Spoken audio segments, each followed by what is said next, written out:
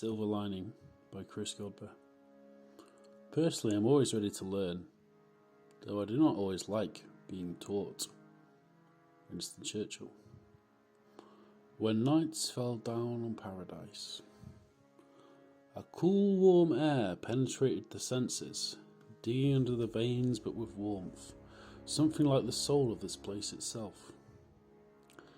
It was the year 3020 on the grassy plains of the planet Triumph II, a distant British space colony which was charged with the production of textiles, augmented interfaces, and writers. A tall, dark, broad-shouldered and gruff man with a stubble beard stood out of the factories, trees and fields before him, looking down. He thought to himself, is this anything other than paradise? The wind in my hair, the grass below me, the sky above, a perfect gradient of blue, life, love, and the din below. He slept, and in dreams he saw what dreams may come, as his muse came to visit him in fever dreams of vision, shaping the world before his eyes, like a sorceress of time. She would always be there on the edge of the precipice to guide him, her hand in his. The man was Winston Grigori, half English, half Russian. A man half in the earth and half in the soul. As he dreamt, Winston saw a brutal table of the north, red brick and love emanating from each corner. "Oh, you do not half dream of escape, young Winston," the woman said, her wise old green eyes lit with a greeny swamp-like hue, as if some Medusa itself had travelled to challenge young Winston to a battle of wits, and a battle at Winston, being possessed of some rather crushing powers of wit, was rather glad to meet on an even playing field. "Adieu, Mum, for what is life but an escape from death?" Winston retorted, having just learnt the truth about death from his father, consoling him recently on the death of their dog, Charlie, a lovely little scamp who had run around full of beans, laughing and dancing in his doggy way. "It's okay, boy. Part of being a man is knowing how to negotiate with death," his rough Russian father had said in his slightly broken old Albion tongue.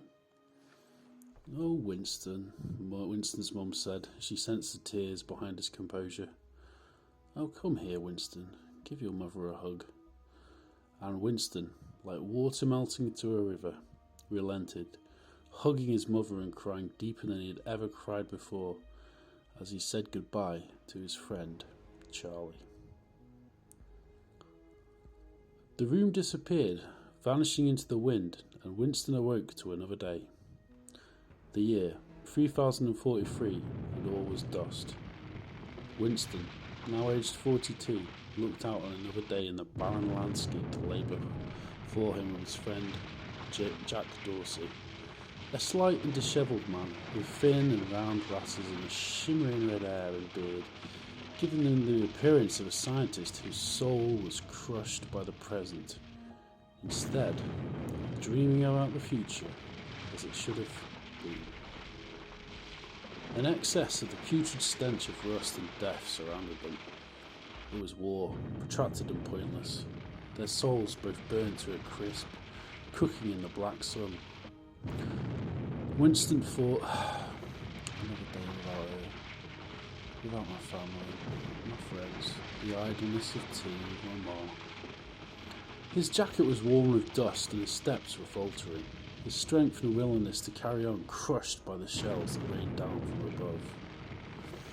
The basement lives they all now lead, dutifully defending something, but few of them could put their fingers on what that something was anymore. Though Winston was investigating, reading the protocol readily, even buying a black market copy of that damned book, as his mother had described it on the last message to him, before heading off for the nearby safety of Terra Prime. How did it begin? If Winston could answer that, he would have an inch of hope left. And that was what he needed. He felt he did not want to die for nothing, and the big push was coming soon, the battle to end all battles, a behemoth of destruction lay in waste before him. He was battle-hardened already, himself being a member along with Jack of the elite Lad Sniper Division, Every face he erased now imprinted on his memory forever like a photograph burning over and over again in his mind, poisoning the purity of his soul. But he and Jack, they had a job to do, and the cybernetic hordes of the nationalist guards of Azaral were many, building as they had an economy based around cybernetic enhancement, eyes and ears replaced with military precision. Their soldiers now broken husks of men, insane of battle rage and anger, pure agents of testosterone chained to a dead metallic humming husk of blinking death named Hextor. Poor souls ultimately, as Harry kept this dark power over them for an instant. They were truly fearsome to behold, Nietzschean in only the way a beleaguered 20th century Nazi would truly understand, thought Winston. And of course he recalled how Nietzsche himself was sent to die an insane imbecile for his years of studying armchair philosophy. And now his post-human children were like babies, stones crucified to their visions, pouring excrement over his memory. The babies encased of armies of metal behemoths shitting their pants all over our two souls from above, thought Winston, looking at Jack as he took a puff on his large grey vaping device with a pained expression, green smoke shimmering from his mouth. Winston looked out the window again and was distant in thought. They were driven by that insane and broken creature, the aborted fetus that was Hextor, his stupid face and stupid crossed eyes glaring from a nearby edition of the Daily Protocol, a military hologram paper made for distribution for the working men and women of the pits. His eyes that looked like hollowed out holes, his bald and direct glance never shifting, focusing as if it burned into the very soul, shifting and following you around the room like an apparition, some demon from the underworld. Ah, the fucking tea tastes like warmed up shite, Jack almost lamented in his deadpan Scottish accent, like something akin to the upper northern regions of the mother colony back on Prime Terror, from where they both ancestrally rooted from generations ago, as a cold wind blew outside the window and hail began to distort the gaiety of their mood. Winston chuckled quietly at his friend. I just hope we can get enough of them before the drone support comes in, he continued, with a tone of worry present in his languid warrior poet tones. We'll have a lot to write about then, after we with this epic level A, old pal. Yes, well indeed, said Winston in his refined way, lost in the mire of his own web of thoughts, his eyes looking far away, hiding his thick-rimmed glasses under his patchy, scrawny hair. So we begin patrol in 30 minutes, Winston. Let's make our peace with ourselves. They clinked their glasses and drank their terrible tea. This is war, and they were men that had a job to do, and that was all there was to it. The radio transmission suggested another wave in 2 hours, so they had a little time to rest and reflect. Winston's diary. Time for a bath. As Winston entered the grim, bustling bath in the factory in which they had crawled some minutes ago. He got into the bath, running in a nearby battered kettle with some of the energy packs he and Jack carried around their rucksacks. The old factory was without power, the enemy having cut off the power generator a few months ago at least. Winston whipped his diary out from under his thick green coat and opened it up to a new page. So far, he had scrawled in it mostly just images and words, recollections and images of all he had seen there. He surveyed the poems he had written like a ghost sick of sin in the days after his first sight of conflict, of the fear, the smell of it, men falling and dying like flies swatted all around him, and the great city was taken. He had managed to escape with a battalion of second-class officers to the tunnel network below Old Albion, the capital city of Triumph too, its very name soaked in hubris, like most of the towns and cities in this land. The sights he saw there now were now distant in his mind. The lives he took never left like ghosts, as he was an uncommonly skilled sniper, precision and speed being his calling card. He took them all out like a ruthless killer. One shot to the brain box was all it would usually take, then a scout of the next area. It drove him on to think of his mother escaping to safety along with his family. Or safe now, at least. It all ended when, running through old network tunnels and bunkers, the soot and dust of ages falling down on them from above. Women and children screaming and crying, a scene of devastation. They were on the defensive. Hundreds of years of culture and history wiped out in 2 months. Winston had managed to capture a minion of Hextor as a prisoner of war for miles. A young recruit scout, probably a hatchling of one of their obscene clone rats. Common sense dictated a swift bullet to the brain. Yeah, he took pity on the young scout, hoping he'd be somehow reprogrammed by the technocrats in the Chamber of Science and Industry, to whom he dumped the poor man as a prisoner of war. They were getting more clever now after all their cognitive sciences and neurological methods. They could even restore a clone to original thought to some sort of soul. A far better fate than being the automaton of some half-dead dictator, insane like an epileptic wolf with bloodlust for sacrifice and duty. Winston had already done the leaden duty of actually reading Hextor's terrible autobiographical essay in a rant, Why I Should Be Emperor, after his imprisonment post the infamous trial of the Ezreal 5. It was a mixture of an angsty teenager's rambling and megalomaniac insanity, and the stink of that penetrated every sense upon reading.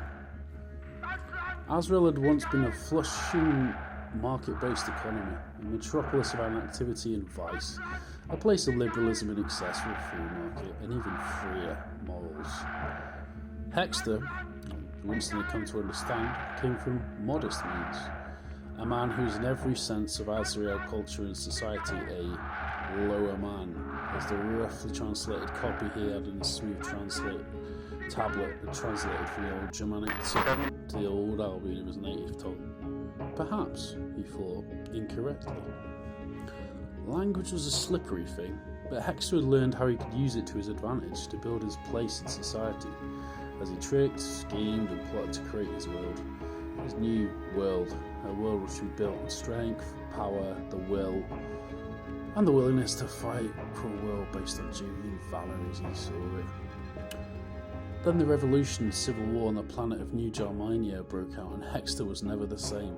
Swept up in his revolutionary fervour, he signed up for 4 years to one of the defence fortresses as a cannon gunner, an experience which after 4 years had rendered him a shell of a human being. His megalomaniac will unleashed on an unsuspecting world. He climbed the ranks of his sociopathy. He did not believe in humanity, only iron, only that he wanted to be the knight of the hardest armour of all.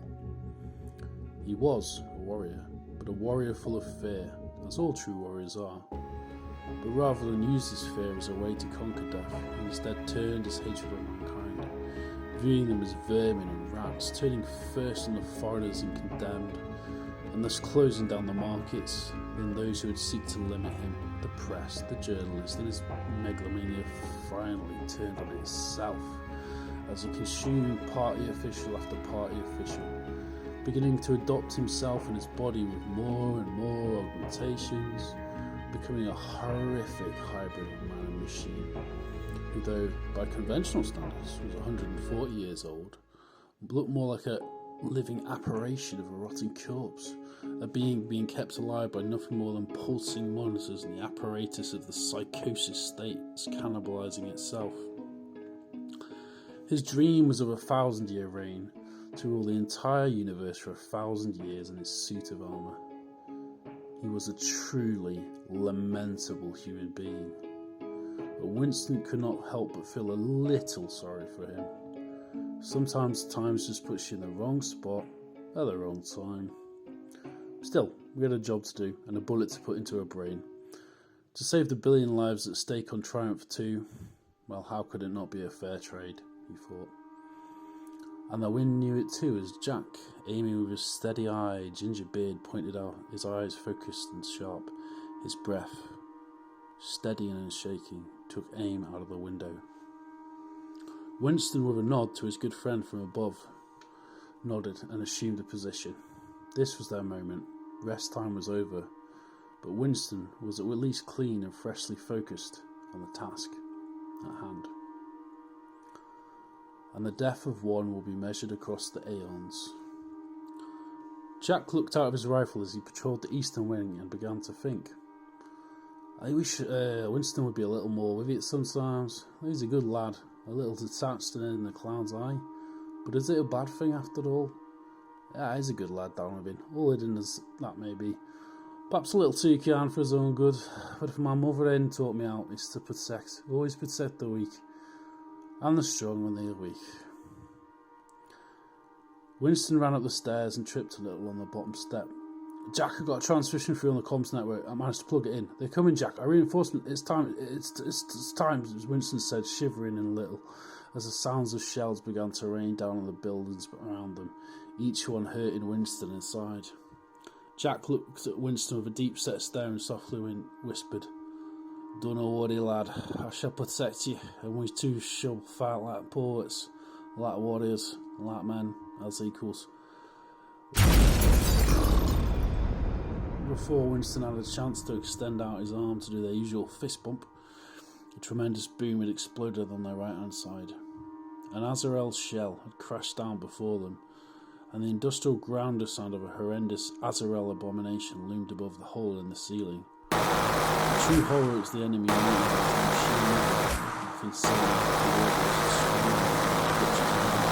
firing huge artillery shells out from its obscene cannons. Jack had rolled for cover after the blast. His experience in the field was enough to know it well, as he took a few pot shots at the insane bastard before him. "Fucking have this, you wee bastard!" Jack screamed, his eyes lighting up with the pulses of lasfire as his warrior's cry echoed through the dim, lit factory.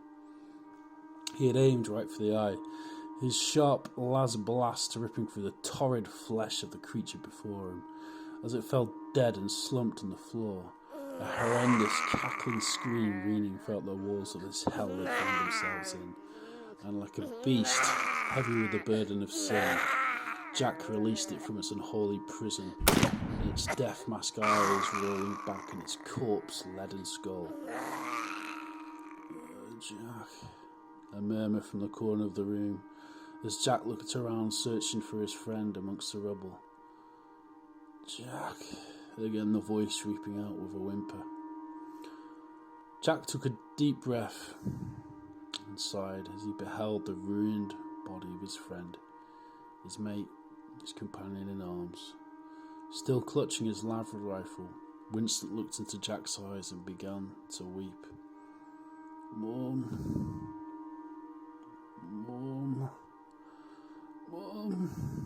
His body ruined, shrapnel had cut into a large part of his upper torso, leaving him a ruin. Jack knew there was no coming back from it. He'd seen it before, as had Winston, who'd seen enough to know too. "It's okay, lad. Don't you worry, boy."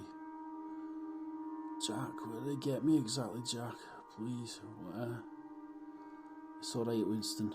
Your mother will see her again. I will make sure that she sees you."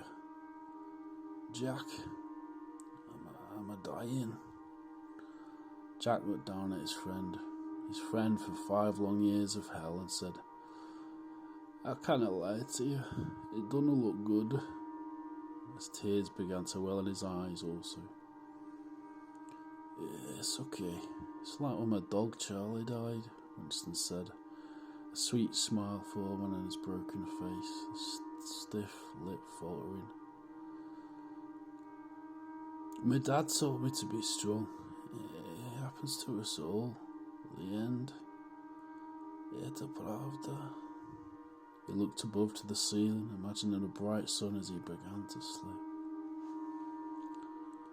"You know, dog, you're a man. Make your peace with God and let's be done with it," cried Jack, the tears running down his stubbly, thick red beard as he saw his friend pass from this life, frozen with a wee sweet smile.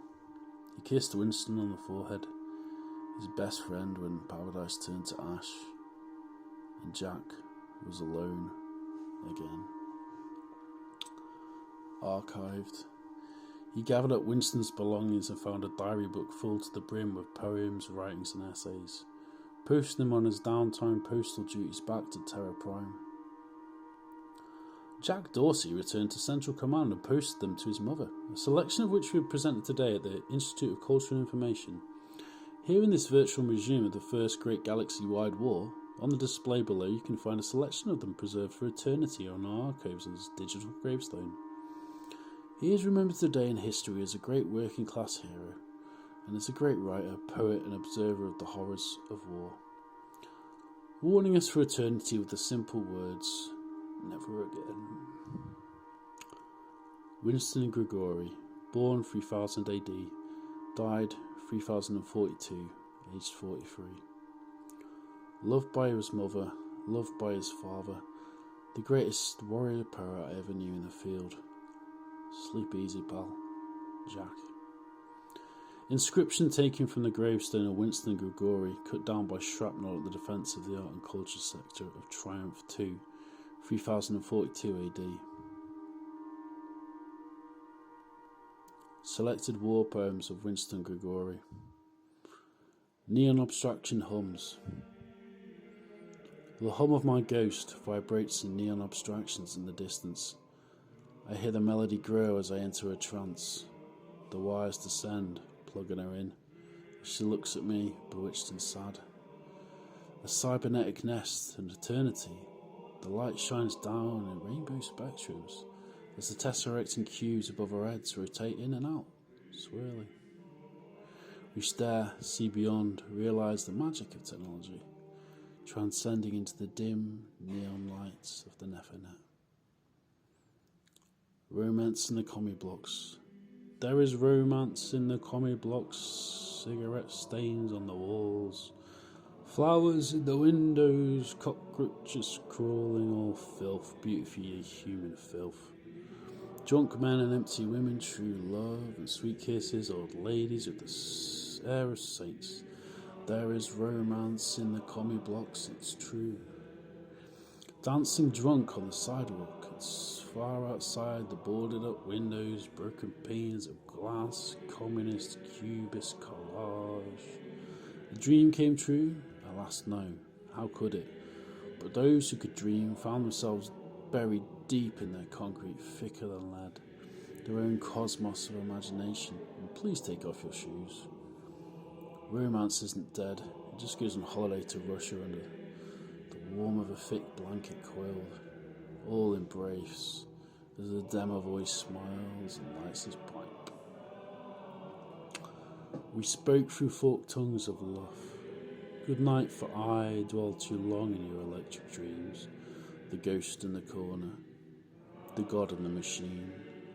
More wolf than man, more child than grandfather. Neon lights blind us in the end, relentless burning souls, heated red. Hum, hum, hum. Will we river from the root? My eyes shine like polygon diamonds on a gloomy night, and you are far away, winked. Shape, silhouette, an illusion. Such a wonderful illusion. Love. Thus spoke Zarathustra.